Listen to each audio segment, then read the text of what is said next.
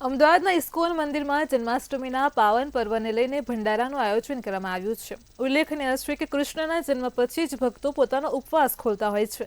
ત્યાં સુધી ભક્તો ફરાળી વાનગી સિવાય બીજું કશું જ ખાતા નથી, જેથી ઇસ્કોન મંદિર દ્વારા ફરાળી ભોજનની પ્રસાદી તૈયાર કરવામાં આવી છે। આ ફરાળી ભોજનનો ભોગ રાધા ગોવિંદજીને લગાવ્યા પછી પ્રસાદ રૂપે ભક્તોને વહેંચવામાં આવશે।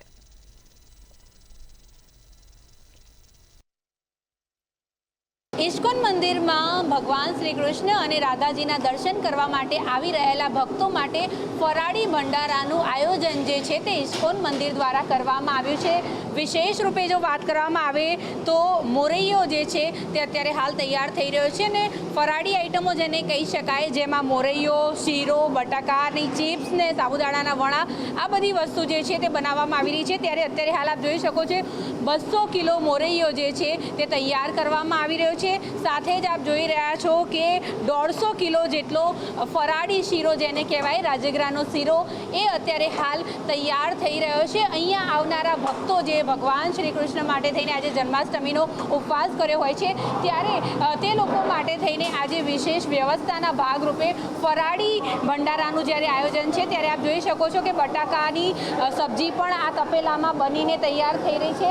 સાથે જ આપ જોઈ શકો છો કે ભંડારામાં જેટલા પણ કહી શકાય કે ભંડારામાં જે પણ આઈટમો બનવાની હોય છે તમામ વસ્તુની અત્યારે હાલ તૈયારીઓ જે છે તે શરૂ થઈ ગઈ છે ને આ અત્યારે હાલ આપ જોઈ શકો છો કે બટાકા જે છે તેનું અત્યારે હાલ શાક જે છે તે તૈયાર કરવામાં આવ્યું છે। ઉપવાસમાં લોકો ફરાળી બટાકા હોય છે તે આરોગતા હોય છે ત્યારે મોટી સંખ્યામાં અત્યારે હાલ લગભગ 1000 કિલો બટાકા જે છે તેનું શાક જે છે તે તૈયાર કરવામાં આવી રહ્યું છે। અત્યારે હાલ આપણી જોડે પરિમલદાસજી છે, તેમની જોડે આપણે વાત કરીશું। પરિમલદાસજી, શું કહેશો, ફરાળી ભંડારાનું આયોજન છે, કેટલા કિલો સબ્જીનો ઉપયોગ કરવામાં આવી રહ્યો છે? ये देखिए, ये तो आज तो जन्माष्टमी के दिन तो 10,000 किलो का आलू का उपयोग होगा और शीरा है 150 किलो राजगर आटा का शीरा है, मोरिया 200 किलो का है और क्या बोलते हैं उसको चिप्स बनेगा, अभी वो साबुदाना बड़ा बनेगा और सलाद बनेगा और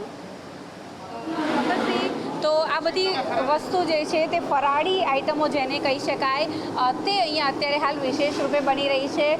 બટાકાની ચિપ્સ તૈયાર કરવામાં આવી રહી છે, સાબુદાણાના વડા જે છે તે તૈયાર કરવામાં આવી રહી છે અને આ બધી વસ્તુઓ જે છે તે અહીંયા આવનારા ભક્તો માટે થઈને વિશેષ રૂપે તૈયાર કરવાની કામગીરી જે છે તે વહેલી સવારથી જ શરૂ કરી દેવામાં આવી છે ને હવે જ્યારે ભક્તોનો ઘસારો ઇસ્કોન મંદિર ખાતે થઈ રહ્યો છે ત્યારે તમામ ભક્તો અહીંયા જે આવી રહ્યા છે તે લોકો આ ફરાળી જે વાનગીઓ જે છે તે લઈ શકશે। કેમેરા પર્સન કેતન ત્રિવાડી સાથે અનિતા પરમાર, મંતવ્ય ન્યૂઝ, અમદાવાદ।